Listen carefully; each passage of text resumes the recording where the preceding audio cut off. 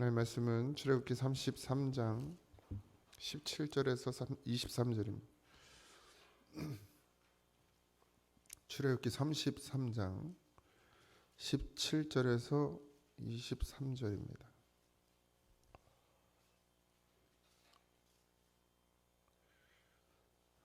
다 찾으셨나요?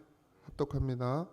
여호와께서 모세에게 이르시되 내가 말하는 이 일도 내가 하리니 너는 내 목전에 은총을 입었고 내가 이 이름으로도 너를 알미니라. 모세가 이르되 원하건대 주의 영광을 내게 보이소서. 여호와께서 이르시되 내가 내 모든 선한 것을 내 앞으로 지나가게 하고 여호와의 이름을 내 앞에 선포하리라. 나는 은혜 베풀 자에게 은혜를 베풀고 긍휼히 여길 자에게 긍휼을 베푸느니라. 또 이르시되 내가 내 얼굴을 보지 못하리니 나를 보고 살 자가 없음이니라. 여호와께서 또 이르시기를 보라 내 곁에 한 장수가 있으니 너는 그 반석 위에 서라. 내 영광이 지날 때에 내가 너를 반석 틈에 두고 내가 지나도록 내 손으로 너를 덮었다가 손을 거두리니 내가 내 등을 볼 것이요 얼굴은 보지 못하리라. 아멘. 이제 구약의 성경에, 그러니까 물론 예수님은 신약의 육신을 입고 이 땅에 오셨지만, 그러면 예수님이 신약에 존재했던, 신약에서부터 존재했던 분이야? 그렇지 않고 예수님은 늘 태초부터 하나님과 함께 하셨고 그것을 요한복음에서 기록해 놓고 있죠. 그리고 구약 성경을 가만히 잘 읽어보면 그 안에 예수 그리스도에 대한 증거들, 또 예수님의 나타나심들이, 그런 현상들이 많이 보여지고 있습니다. 오늘도 우리가 읽은 본문에 그런 이야기들이 나오는데 17절에 보면 이제 모세의 기도를 들으시죠. 그리고 여호와께서 모세에게 이르시는데 그 은총에 대한 이야기를 합니다. 하나님께서 내 목전에서 은총을 입었다 네가, 그렇게 말씀하시고 네 말이 맞다. 내가 이름으로도 너를 알고 있다, 이렇게 표현하고 있는데, 여기서 너를 알미니라라는 말은 그냥 단순히 안면이 있다는 얘기가 아니라, 여기서 알면 부부 관계를 말합니다. 그러니까 부부 관계. 그러니까 하나님이 모세를 아는 것이 남편과 신랑과 신부의 관계, 그러니까 남편과 아내의 관계만큼이나 그렇게 내가 너를 가까이 여긴다라는 뜻으로 표현한 것입니다. 그러니까 떨어질래야 떨어질 수 없는 관계다 내가 너와. 왜요? 뭘로? 약속하셨기 때문에. 모세를 부르셨고 모세를 이스라엘의 지도자로 세우면서 내가 너와 함께 하겠다, 그리고 내가 너를 인도하겠다, 내가 너를 들어 쓰겠다, 이렇게 약속하신 그 은총을 입은 자라는 걸 하나님도 이미 알고 계시고, 그래서 모세는 어쩌면 그걸 이용해서 하나님께 기도하고 있죠. 반협박이지 거의. 하나님 모르시지 않으나 하나님 약속의 하나님이고, 하나님 모세를 정말 그렇게 여겼죠. 신부처럼 내가 너를 안다. 그래서 늘 하나님께서는 모세를 대면했고요. 하나님하고 감히 뭐 이제 그렇다고 하나님 얼굴을 본 건 아니지만 하나님의 말씀으로 그와 함께 하셨죠. 그래서 모세의 이름을 마음에 새겼다, 하나님의 마음에 새겼다, 이런 거예요. 그러니까 이게 얼마나 모세를 하나님께서 사용하셨는지, 하나님께서 모세를 얼마나 귀하게 여기셨는지를 이런 표현들을 통해서 알 수 있죠. 신랑은 신부를, 신부는 신랑을 그 마음에 두어야 합니다. 그래야 온전한 부부의 관계가 이루어지는 것이죠. 뭐 사실 인간이 말하는 사랑으로 사는 건 아니고, 그렇다고 해서 정으로 사는 것도 아닙니다. 원래 부부 관계는 하나님의 사랑으로 살아야 되는 거네. 근데 인간들이 그 하나님의 사랑을 모르니까 에로스적인 사랑이 사랑인 줄 알아요. 그래가지고 결혼을 한단 말이죠. 그리고 결혼하고 나면 어떻게 돼요? 에로스적인 사랑은 오래가지 못합니다. 그러니까 이제 남은 게 뭐밖에 없어요? 정, 미운정, 고운정 이러잖아요. 정. 아니면 또 뭐예요? 의리. 또 뭐 있어요? 그런 걸로 사는 거예요. 동지애 뭐 이런 거, 전우애 이런 걸로. 아이들하고 전투를 하잖아요. 이게 성경적이지가 않은 거죠. 그러니까 성경에서 하나님의 말씀에서 벗어난 인간은 도무지 하나님의 사랑이 뭔지를 모르죠. 근데 하나님은 모세를 마음에 새겼다 그랬습니다. 마음에.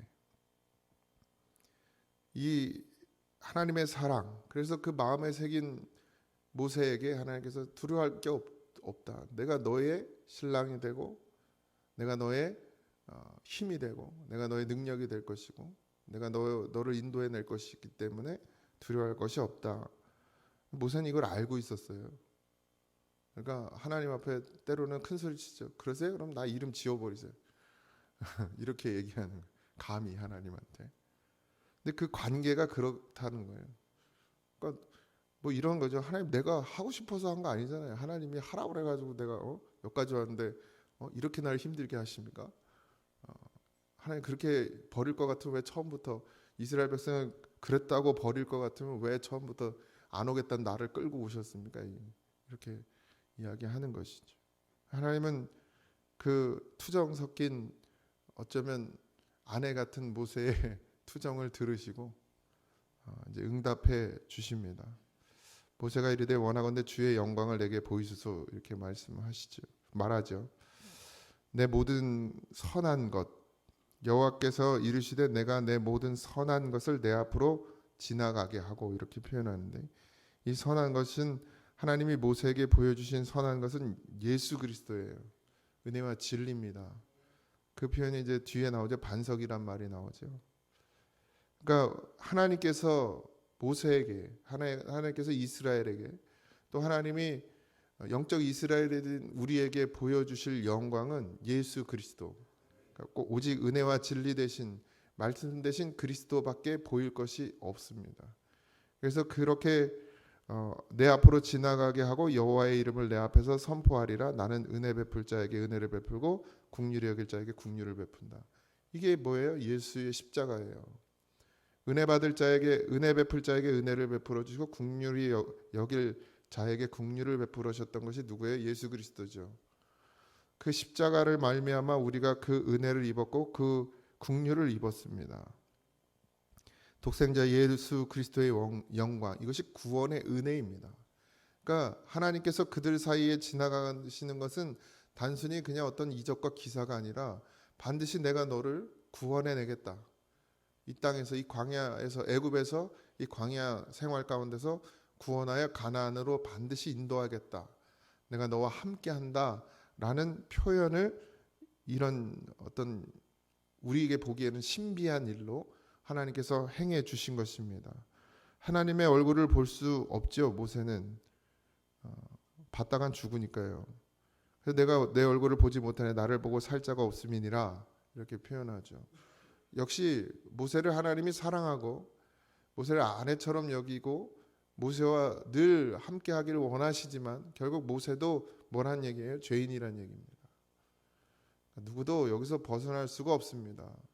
이걸 잊어버리는 순간, 난 죄인이 아니라고 생각하는 순간, 나는 죄가 없다고 생각하는 순간, 아니 나는 죄인이라는 사실을 잊어버리는 순간 우리는 하나님의 영광을 볼 수 없어요. 그게 뭐라 그랬어요? 은혜와 긍휼이라고 그랬거든요. 긍휼이 없이는 우리가 살 수 없습니다. 우리가 뭘 지금 잘해서 우리가 신앙생활을 잘해서 우리가 복받고 사는 줄 아시는데 전혀 착각입니다. 하나님의 은혜와 긍휼로 사는 거예요. 그러니 누가 더 잘함도 없어요. 누가 더 잘남도 없습니다. 누군 더 믿음이 좋은 것도 하나님 앞에는 없어요. 모세조차도 하나님을 볼 수 없는 자다. 너도 죄인이다. 똑같은 죄인이다. 그래서 내가 너를 택했다. 내가 너를 지도자로 세웠고 그 택한 내 선택에 책임을 지기 위해서 내가 너와 함께하고 너를 만나주고 너에게 말씀을 주는 것이다. 똑같아요. 하나님께서 예수님을 통해서 우리를 택하셨죠. 구원받을 백성으로 택하셨단 말이에요. 그 책임을 지시는 것이지 우리가 거기 자격이 있어서 구원받는 것이 아니에요. 그러니까 그 사실을 잊어버리니까 맨날 교만하고 오만하고 싸우고 다투는 거예요. 집에 와서도 남편이 뭐라 그러면 그냥 바짝 엎드려야 되는데 안 엎드려요. 왜? 응? 내가 너랑 살아주기만 해도 고마운 줄 알지 이런다고요. 그러니까 은혜와 긍휼을 입은 자는 그렇게 안 해요. 남편한테도 어떻게 해요? 남편이 뭐라 그랬어요? 하늘이라 그랬거든. 사라져서 고맙다고. 나 같은 거 그냥 안 버리고 사라져서 고맙다고. 그럼 또 남편은 또 어떻게 해야 돼? 그래 잘해 이게 아니고 그렇지 나같이 못난 인간 밥도 해주고 빨래도 해주고 고맙다고 버리지 않아서 고맙다고 나이 들면 때리지 말라고 이렇게 이게 서로 이게 관계가 되어져야 된다는 거예요. 지금 하나님과 모세의 관계가 그렇다는 거예요. 사실 모세의 기도를 들었을 때 하나님이 이런 싸가지 없는 놈이 하고 칠 수도 있는데 아내니까 내가 택한 자니까 어떻게 하는 거예요? 그 기도를 들으시는 거예요. 그 말을 들어주는 거예요. 그러니까 우리가 지금 살고 있는 것은 오로지 은혜예요. 하나님의 긍휼하심입니다. 근데 인간들이 얼마나 교만하냐면 이제 목사질을 오래 하다 보면 자기가 잘난 줄 알거든요. 자기가 능력이 있고 자기가 잘나고 자기가 고생 많이 하고 하나님 종 되겠다고 열심히 해서 하나님이 그 자리를 줬다고 생각하니까 어떻게 해요? 자꾸 누리려고 하고 당연하다고 생각하는 그런 착각에 빠지고 죄악에 빠집니다. 그때부터 이제 망가지기 시작하는 거예요. 성도는 안 그러냐? 성도도 똑같아요. 뭐 집사 주고 권사 주고 장로 주고 그러니까 그냥 내 믿음이 좋은 줄 아는데 제가 늘 말씀드린 자격이 있어서 받는 인간이 하나도 없다고. 목사도 맞아요. 제가 자격이 있어서 여기 섰습니까? 아니 자격이 없어요. 제일 자격이 없는 자를 하나님이 어디다 세우는 거예요. 고생을 제일 많이 하라고. 제가 제일 많은 사람을 데려다가 시키는 거예요. 그러니까 장로님들은 뭐예요? 이 교회에 제가 목사 다음으로 많은 분들이 장로님들이. 그러니까 이 사는 동안도 주를 위해서 죽어라 이거예요. 죽어라. 뭐 직분이 모든 걸 말하지는 않지만 어쨌든 하나님께서 우리를 사랑하셔서 택하셨고 그 택하심 때문에 예수 그리스도라는 그 약속 때문에 여전히 우리에게 긍휼을 베풀고 있죠. 안 그러면 이미 노아 시대처럼 다 죽었어야 돼요. 여러분들 우리가 노아 시대 사람들보다 더 착한 줄 아십니까? 성경에 뭐 그렇게 써놓으니까 노아 시대 사람들은 정말 악해서 그렇게 죽은 것 같습니까? 지금이나 그때나 하나님이 심판하고자 하면 우리도 다 죽어야 될 그런 똑같은 인생입니다. 근데 하나님께서 약속하신 것 때문에 지금 오래 참고 기다리시고 또 예수 그리스도를 보내주셨기 때문에 그분을 믿는 자마다 죄 없다 여기시고 은혜와 긍휼을 베풀어 주시는 것이지 우리가 죄 없는 인간이 어디고 더 잘난 인간이 도대체 어디 있습니까? 그러니까 이 진리를 알고 이 비밀을 알면 입이 다물어지는 거예요. 시어머니 노릇을 못 하는 거예요. 아내한테 남편한테도 잘할 수밖에 없는 거예요. 사랑할 수밖에 없는 거예요. 남편도 아내를 사랑할 수밖에 없는 거예요. 근데 여기 이 진리 안에 푹 빠져 있지 못하니까 자꾸 육신이 이렇게 올라오는 거죠. 모세도 가끔 몇 번 있었죠. 하나님이 주신 계명을 집어 던지지를 않나, 반석을 열받아서 치지를 않나, 그런 일들이 일어나죠. 그럼에도 불구하고 하나님은 모세를 버리시지 않습니다. 반석이 나오죠. 반석. 고난당하신 예수 그리스도를 반석으로 비유합니다.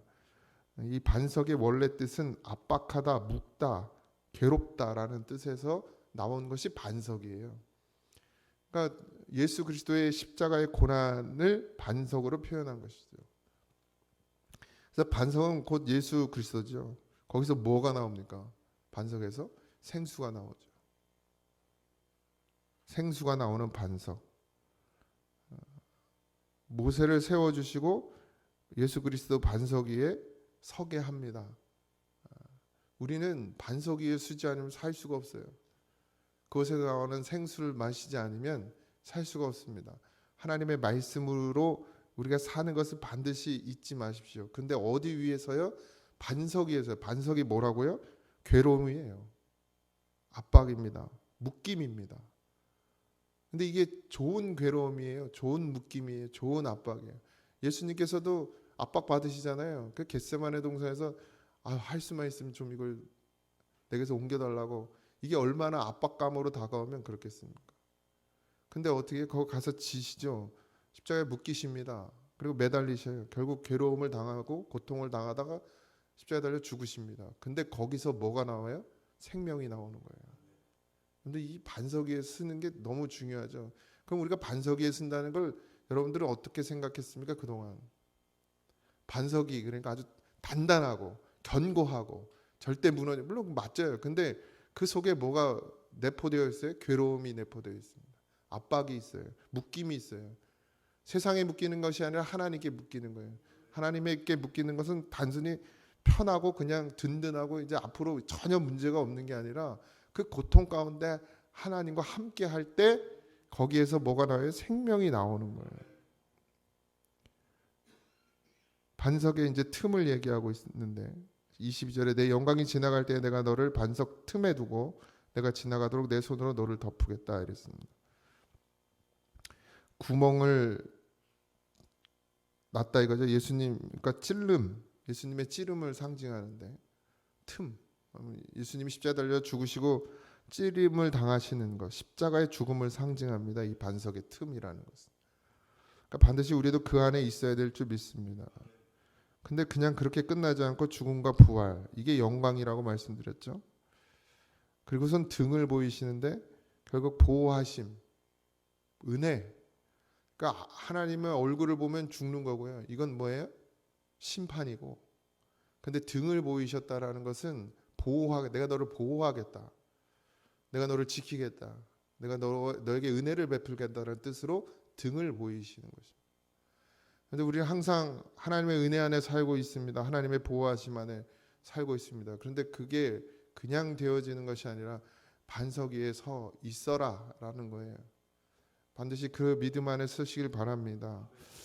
우리 자꾸 착각하지 마세요. 우리가 뭘 잘해서 지금 이 자리에 있다는 착각에 빠지시면 안 됩니다. 내가 신앙생활 열심히 해가지고 내가 이 자리에 있다고 생각하니까 자꾸 남을 욕하고 비난하는 거예요.